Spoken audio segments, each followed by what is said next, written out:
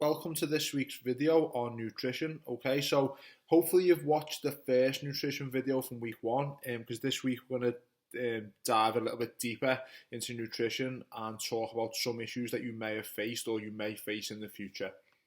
So the stuff that we're going to cover in today's video, the first thing is we're going to touch on why your body weight fluctuates. So in terms of one day you could be 60 kilos, the next you might be 61, then 59, then 63, and helping you understand that this is completely normal and why this happens. So when you say, for example, you're trying to lose weight and you might put a little bit of weight on despite having a really good few days, if you understand why your body's fluctuating, then it won't throw you off and almost upset you or cause you to lose motivation.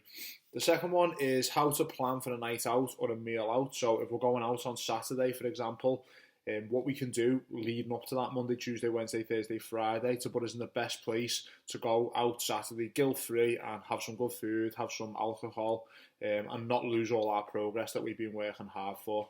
And the final thing we're going to cover is understanding that we are fueling our body and we are not starving it. So there's a common thing when people want to lose weight, for example, that they're like, let's just eat as little as possible and that must mean I'm going to lose weight. I'll explain how if we have an approach of fuel in our body, how that's going to help us lose weight and gain strength and muscle mass, and how starving it can be quite detrimental to our progress.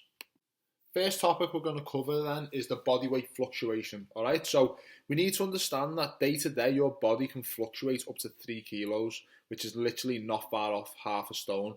So one day you could be 60 kilos and you're trying to maybe you're trying to lose weight, and the next day you could be 63 kilos. So obviously this is going to affect your mood and your enthusiasm and your discipline towards your program. So you need to understand that this is completely normal. And some of the most common things that affect your body weight fluctuation are listed on the screen there. So I'll just rattle through some of them. Eating late at night, this is a big one. If you're eating closer to bedtime than usual, I'd expect the next day to see the scales go a little bit higher. All right, so again, that's completely normal. Consuming too much sodium, so in processed foods and stuff like that, there's a lot of sodium, more than what we want to be having on a daily average in most cases. So if you go on MyFitnessPal and go to the nutrients, you'll be able to scroll down and see how much sodium you're having. If that's over what's recommended in MyFitnessPal, you want to start trying to cut back on the processed foods.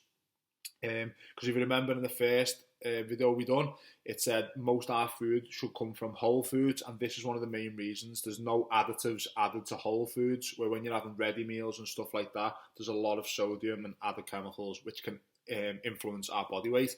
Alcohol intake, that's a big one. If you've had a few drinks, this will definitely fluctuate your weight over the next week or so. Lack of water, so if you're dehydrated, again, this will have a big impact on your daily weight. So you need to make sure that you're getting your water in every single day. For the females, your menstrual cycle, this is another one. So if you are experiencing your menstrual cycle, I would expect your weight to go up. So again, understand that's completely normal and don't let it knock your confidence with your program, with your nutrition. Stick with it, and then over the week or two, then that will level itself out and your weight should return to a normal weight. And finally, illness. If you are full of cold, flu, bugs, all this type of stuff, your weight may go up and down again, and that is completely normal. All right. And I just wanted to touch base and say, remember, the scales are just one method that we track progress. Do not obsess over your body weight. So over 4, 8, 12 weeks, over 4, 8, 12 months, over the years, we will look at body weight. Of course we will, because if you want to gain weight, then it's important. If you want to lose weight, it's important. But day to day, the scales are just one metric that we look at, all right?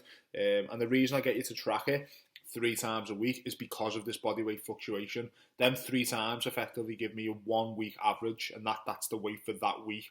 And then each week after, like, let's say the 6 weeks, we've got 6 readings, and we can see where the weight's going up or down from there. Next topic then is planning for a night out or eating out, all right? So you want to go out on the weekend and have a few drinks, or you want to go out on the weekend and have a nice big steak or a burger, and we can 100% do that whilst trying to lose weight, gain weight, get in better shape, get fitter, get healthy, all right? It just takes a little bit of planning. As the screen says there, planning is key. So what I'm going to take you through now is how we do that. So the first thing, we're going to save calories leading up to the night out, all right? So understand that the weekly average is what's important, and then if we have more one day, we have lower the next, and our weekly average would stay the same regardless of whether we went out for a burger that day or whether we ate the same calories each day, right? So I'll elaborate a little bit more on that in the next slide. But it's important that when we are lowering our calories to save calories for the next day, for the weekend, that we hit the protein target, all right? So again, I'll elaborate a little bit more on that. And we don't want to lower the calories each day than more than 15%, all right? So if your daily calories are 2,000, we don't want to save more than 300 per day. Any less in this can have a detriment on our performance day to day, all right? And then on the night out, we're going to attempt to roughly track the calories, including alcohol. So if you go out on a night out and have 20 pints but don't track it, all the work we've done in the week and the calorie deficit that we're in, or the calorie surplus, is out the window because we haven't tracked it and you're way over. Even if we save and do this plan, you're way over. At least we'd know that though if you tracked it, all right? Same if you go out and we plan that you've saved calories, which is enough to go out and have a nice burger and chips with a Diet Coke, for example, and you go out and decide to double that up and have 2 burgers, that's going to throw all our progress out.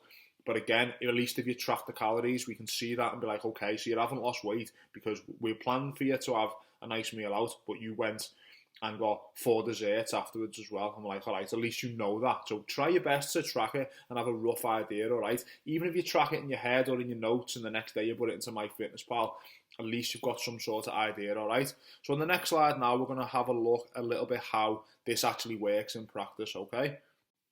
So if we look here, this is what we were talking about in terms of saving calories, all right? So it's Monday today, for example, and on Saturday I am going out with the missus for a big meal, and I want to have cheesecake and I want to have a burger, and I want to have really high calories, all right? So what we would do here is my daily calories, for argument's sake, is 2,000 calories and 180 grams of protein, all right?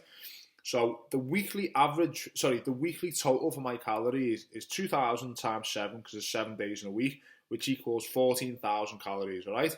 So what I'm going to do, I am going to lower my calories all week minus Saturday by 200 calories per day, and I'm going to add them onto the Saturday. So if you look on the screen here, I'm eating 1,800 calories Monday, Tuesday, Wednesday, Thursday, Friday, Sunday, all right? So in total, I have saved... Where's my total there? I have saved 1,200 calories during the week, and I'm going to add them on to the 2,000 that I already get to eat. So effectively, I'm going out for my meal now Saturday, or my day Saturday, sorry, and I've got 3,200 calories to hit, which obviously would be my normal food, and then leaving me a good 1,000 to 1,500 to go out and have a nice meal out. All right, and then if you look there, the weekly total still remains 14,000. So this is how we can go out and have nice meals, but you've got to plan for it and prep for it. All right, and as you can see, yeah, if you go for a meal on a Tuesday and a Saturday, can you see how you'd massively be over your calories, and potentially undoing all the hard work that you've done in the weeks leading up? So when you are going on nights out, this is what I'd suggest you're doing. Okay, if you're trying to lose weight, gain weight, this is what you'd do. You'd save calories and then you'd put them onto the night out, all right? So one point to note here, when you lower your calories the days like that you're not going out, you still need to hit the same protein, all right? You don't lower the protein stays the same. So this is where it's a little bit more challenging, and you've got to really plan your food the days you're being lowering it, because you'll be used to hitting the 180 protein with 2,000 calories, but the days now you've got to hit it with 1,800. So it just takes a little bit more planning, but then come the Saturday, you've got a nice big calorie, a big bank of calories ready to go out and have a nice meal with your partner or whatever you're doing, all right? And then just understand that this still keeps us in a calorie surplus or a calorie deficit, and we'll still achieve the same aim because we've hit the weekly calories. Final thing to look at then is just two breakdowns of one, diet, and on the right, fueling. All right, so what we're trying to do at ELEV8 is educate you to fuel your body. Even if you're trying to lose weight, we're trying to fuel the body for your training, for life. Remember, we're trying to be athletes to life. We're trying to achieve good things in the gym, out of the gym. We're trying to be happy, positive. We're trying to feel full. We're trying to feel good. We're not trying to bury ourselves into the ground. All right, so if you look on the left-hand side, this is a very common trait that people do when they do diets. If you look on the top right there, enters a big calorie deficit. So let's just say you're a big fella, you're 90 kilos, you're 100 kilos, whatever you are, and you want to get down to 80, you'll think, oh, I'm just going to starve myself, I'm going to have really low calories, and that's going to help me. What happens then? Yeah, you'll lose a bit of weight, but then it'll slow down and you'll become unhappy and you get low energy. You won't have the energy to train properly, and then what happens from there? Your progress stops and slows down. All right, the body will not keep losing weight if you're just starving it. All right, goes into survival mode. It'll start storing fat. You'll start feeling a little bit rubbish. You won't be able to train properly, and that's usually when people start to then get a bit fed up and start eating shit because they're not feeling too good and the progress isn't there. And then at the final stage is they sort of give up and they're a bit like, oh, this just doesn't work for me. And then the cycle starts again. A couple of months later, they get some motivation and they have big calorie deficits and the process starts again. All right. So this may resonate with you. This may be you.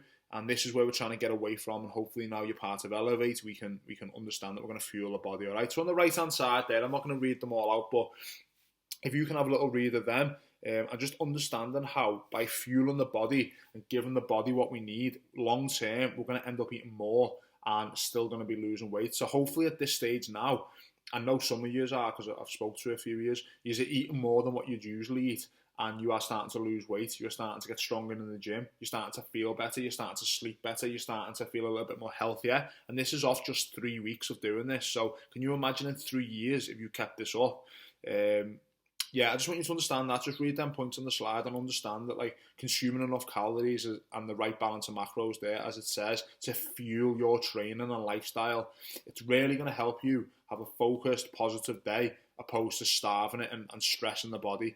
Because as I mentioned in the induction video, a lot of this stuff is stress to the body. And if you are adding a massive calorie deficit, that is more stress going on your body that we don't need. All right, so that was just a very quick overview of the difference between diets and fueling. All right, so that concludes this week's video. And just to reiterate, we've covered why does your body weight fluctuate, how to plan for a night out, the difference between fueling our body and starving it. And that is a very quick overview of them topics. If anyone's got more questions, please just let me know. Ask us in the group or ask in the gym. And remember, we're trying to train to be an athlete of life, okay? We have busy jobs, we have busy lives, and nutrition is a positive thing that we should be utilising to fuel these busy lives and become an athlete of life, okay? Good work, team. Let me know any questions and keep going.